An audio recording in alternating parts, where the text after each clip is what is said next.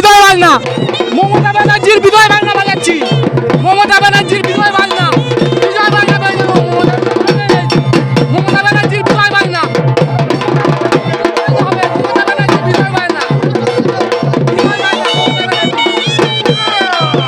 মমতা ব্যানার্জির বিজয় বাংলা।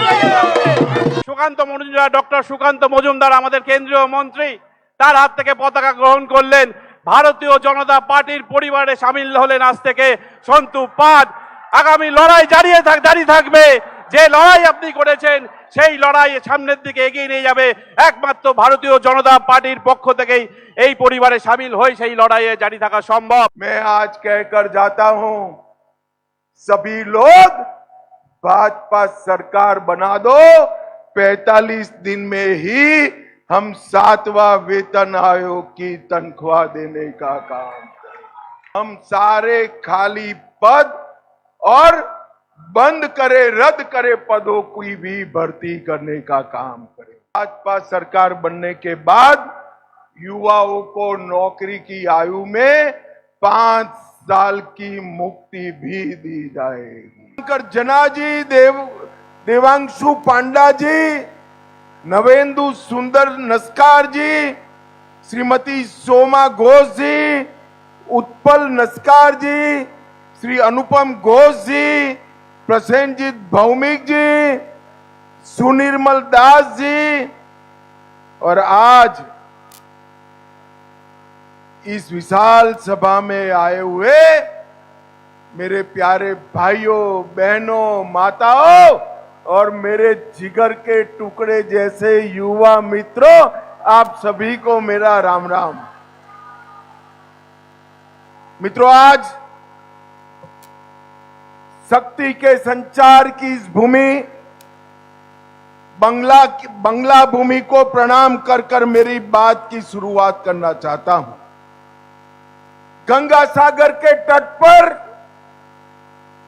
स्थित कपिल मुनि आश्रम, जतार देउल मंदिर, मां नारायणी मंदिर, राखल मंदिर और बोन बीबी के पवित्र मंदिर को प्रणाम कर कर मेरी बात की शुरुआत करना चाहता हूं।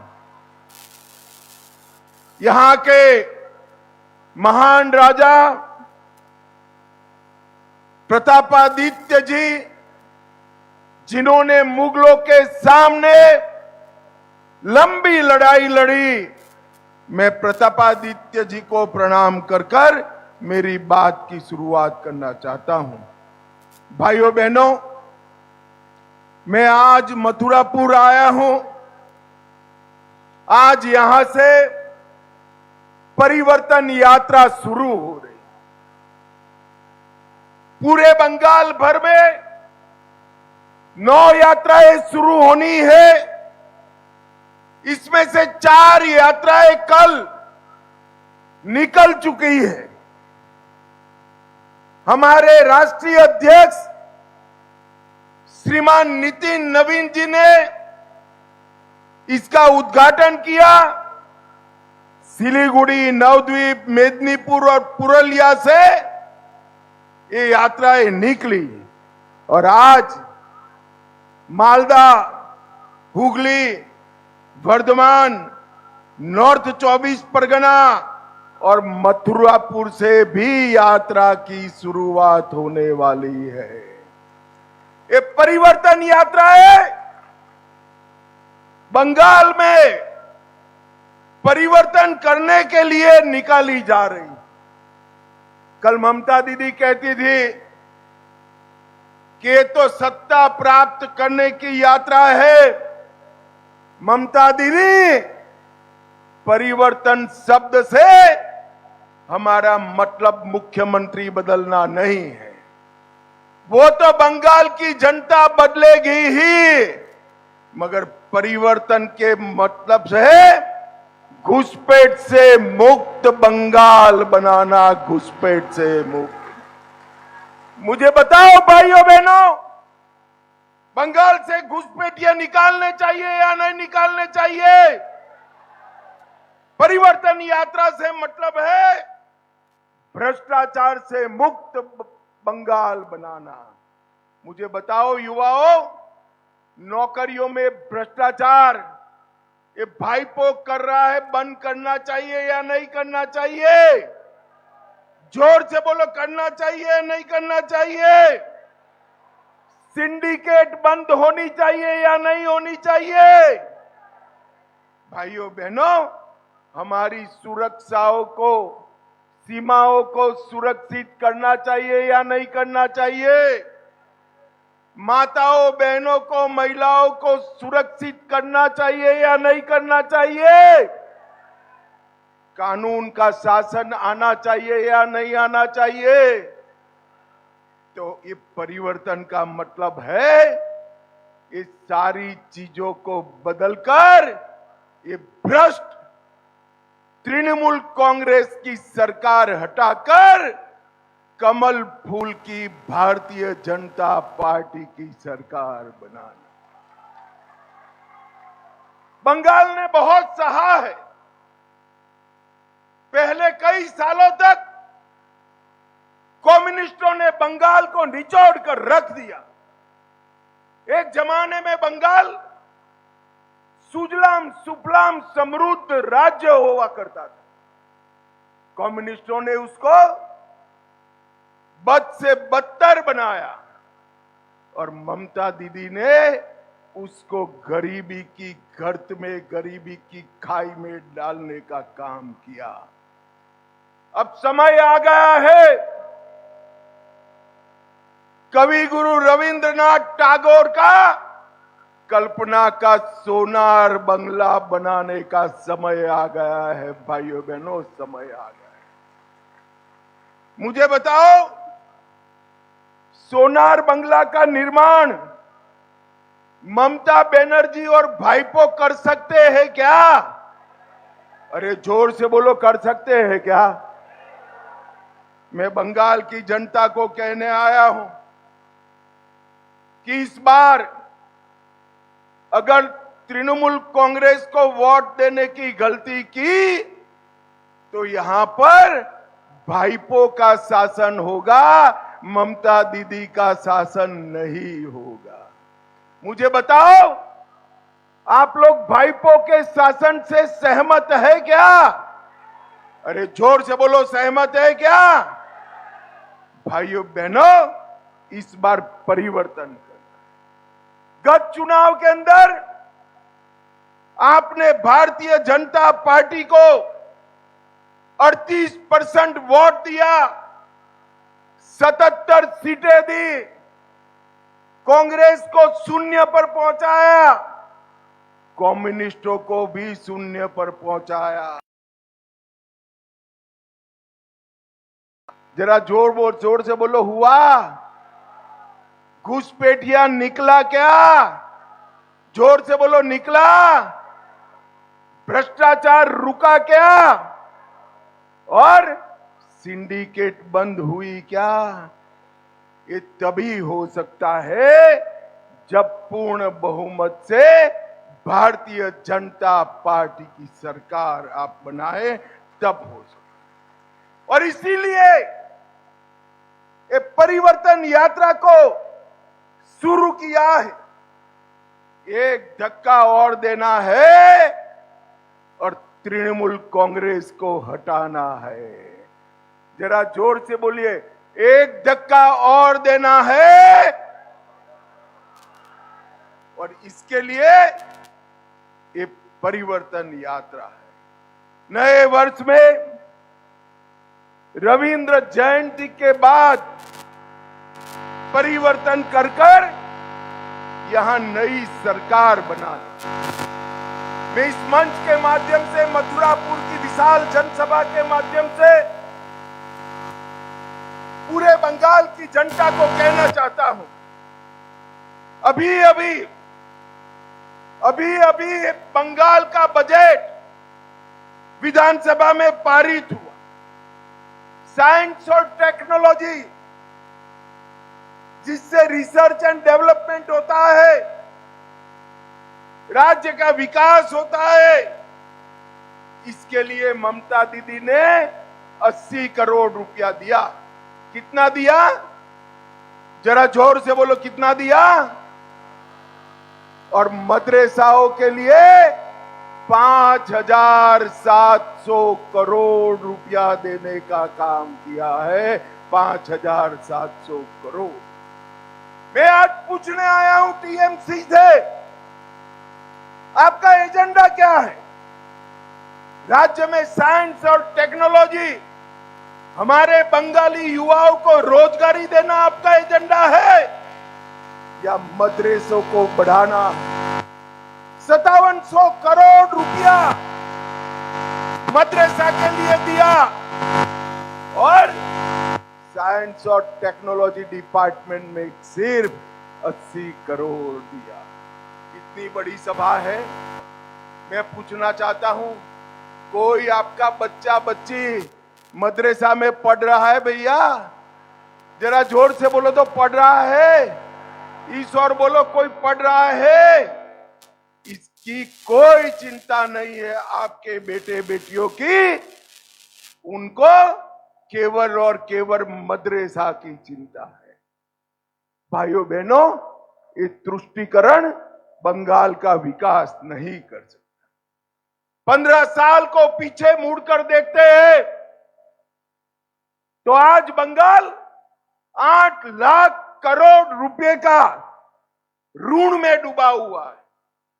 नया बच्चा जन्म लेता ही 77,000 रुपए का ऋण इस बच्चे पर आ जाता है। और भ्रष्टाचार का तो नाम इतना बढ़ा दिया कि बंगाल का नाम आते ही देश में भ्रष्टाचारी सरकार का इमेज बनता है। और ये भाईपो कहते हैं भ्रष्टाचार हो या नहीं। मैं आज आप सभी को ममता बनर्जी के भ्रष्टाचार के कारनामे सुनाने आया हूं। 26,000 शिक्षकों की भर्ती का घोटाला किया। उनके सहयोगी के घर से 20 करोड़ मिला। भाइयों बहनों, आप मेरे साथ सहमत है तो मैं पूछूंगा, आप बताना तृणमूल कांग्रेस ने, मुझे बताओ शिक्षा भर्ती का घोटाला किसने किया? जोर से बोलो, किसने किया? एसएससी घोटाला किसने किया? नगर निगम भर्ती घोटाला किसने किया? गाय तस्करी का घोटाला किसने किया? पीडीएस राशन का घोटाला किसने किया? मनरेगा घोटाला किसने किया? पीएम आवास योजना में घोटाला किसने किया? और ये सारे घोटाले को संरक्षण देने वाले डीजीपी को ममता बनर्जी यहां से राज्यसभा में भेज रही है। राज्यसभा में ममता दीदी, जो करना है वो कर दो।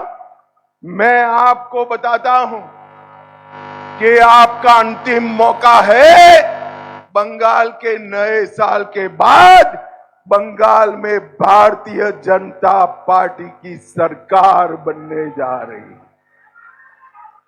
ये भाईपो कहते हैं, एक नाम बताए भ्रष्टाचार का, पार्थ चैटर्जी, ज्योति प्रिय मलिक, अनुव्रत मंडल, जीवन कृष्ण साहा, माणिक भट्टाचार्य, अजीत मैती, मदन मित्रा, चंद्रनाथ सिन्हा, परेश पाल, कुंतल घोष, अराबुल इस्लाम, फिरहाद हकीम, शोभन चैटर्जी, कुणाल घोष, रजत मजबूदार, सोहराब अली। ममता दीदी, ये सारे आपके साथीदार जेल जा चुके हैं, जेल जा चुके हैं। मुझे बताओ भाइयों बहनों, टीएमसी सरकार ने घोटाले किए हैं या नहीं किए हैं? जोर से बोलो, किए हैं या नहीं किए हैं? अगर टीएमसी में हिम्मत है तो ये सबका टिकट काट कर बताए, टिकट काट कर। मैं आज बताने आया हूं बंगाल की जनता को कि फिर से ये सारे भ्रष्टाचारियों को टिकट देने का काम ममता बनर्जी करने वाली। मुझे बताओ भाई, इतना भ्रष्टाचार करने वाले तृणमूल कांग्रेस को फिर से सत्ता देनी चाहिए? जरा जोर से बोलो, देनी चाहिए क्या? देनी चाहिए क्या? अरे सत्ता से नहीं निकालना है, सत्ता से निकालना एक कम सजा है। इनको बंगाल की जनता मूल समेत उखाड़ कर फेंक दे, ऐसा सजा देना है। पूरे बंगाल को घुसपैठियों का स्वर्ग बनाया है। उन्होंने सीएए का विरोध किया। अगर ममता बनर्जी सीएए का विरोध न करती तो एक एक बांग्लादेशी शरणार्थी को आज नागरिकता मिल गई हो। मगर मैं सभी हिंदू शरणार्थियों को कहने आया हूं, आपको चिंता करने की जरूरत नहीं है। ऊपर भाजपा सरकार है, एक भी हिंदू शरणार्थी की नागरिकता नहीं जाने वाली। भाइयों बहनों, बंगाल को बांग्लादेशी घुसपैठियों से भर दिया, क्योंकि उसमें उनको अपनी वोट बैंक दिख रही और तुष्टीकरण के अलावे दीदी कुछ नहीं कर। उनको अब मंदिर बनाने की सूझ रही है। अरे ममता दीदी, हमने राम मंदिर बनाया, 550 साल के बाद रामलल्ला को भव्य मंदिर में बिठाने का काम नरेंद्र मोदी ने। काशी विश्वनाथ कॉरिडोर बनाया, महाकाल कॉरिडोर बनाया, आपने उस वक्त कहीं कुछ नहीं किया और अब आपको मंदिर की याद आती है। बंगाल की जनता आपके छलावे में नहीं आएगी भाई। मगर मैं तो जो भी मंदिर जिस उद्देश्य से बना रही है उसका स्वागत करता हूं। मगर ममता जी, आपके बंगाल में ये बाबरी मस्जिद फिर से बन रही है, किसकी जिम्मेदारी है? जरा बंगाल की जनता को बताओ भाई, मुझे बताओ बंगाल के वासियों, बाबरी मस्जिद फिर से बननी चाहिए क्या? अरे जोर से बोलो, बननी चाहिए क्या? ये हुमायूं कबीर और ममता एक ही थैले के चट्टे पट्टे है, चट्टे पट्टे है। हुमायूं कबीर को योजना पूर्वक बाहर भेजकर बाबरी मस्जिद बनाने का षड्यंत्र ममता बनर्जी ने किया है, जिससे हिंदुओं में नाराजगी न आए। ममता दीदी, आप चिंता मत करो, इस राज्य का हिंदू और मुसलमान दोनों आपको जान चुका है। इस बार आपकी विदाई तय। भाइयों बहनों, पंचायत के चुनाव में हमारे सैकड़ों कार्यकर्ताओं पर हमला किया, कई लोग मौत के घाट उतार दिए, कई लोग अपाहिज हो गए, कई लोग आज तक घर नहीं लौटे हैं। ममता बनर्जी, आपको लगता है कि आपके इस आक्रांत से भाजपा वाले डर जाएंगे क्या? हम में है सहन करने की शक्ति। मगर मैं आज मथुरापुर की सभा में कहकर जाता हूं, भाइयों बहनों, कमल फूल की सरकार ला दो, ममता बनर्जी के गुंडों को हम उल्टा लटका कर सीधा करने का काम, एक एक को चुन चुन कर जेल की सलाखों के पीछे डाल दिया जाएगा। और मैं आज कहने आया हूं, जिन्होंने अपने परिवारजन गंवाए हैं, वो सभी को आपका परिवार का जो नुकसान हुआ है, वो नुकसान करने वालों को जेल की सलाखों के पीछे भारतीय जनता पार्टी की सरकार। भाइयों बहनों, ममता बनर्जी का उद्देश्य बंगाल की जनता का कल्याण नहीं है।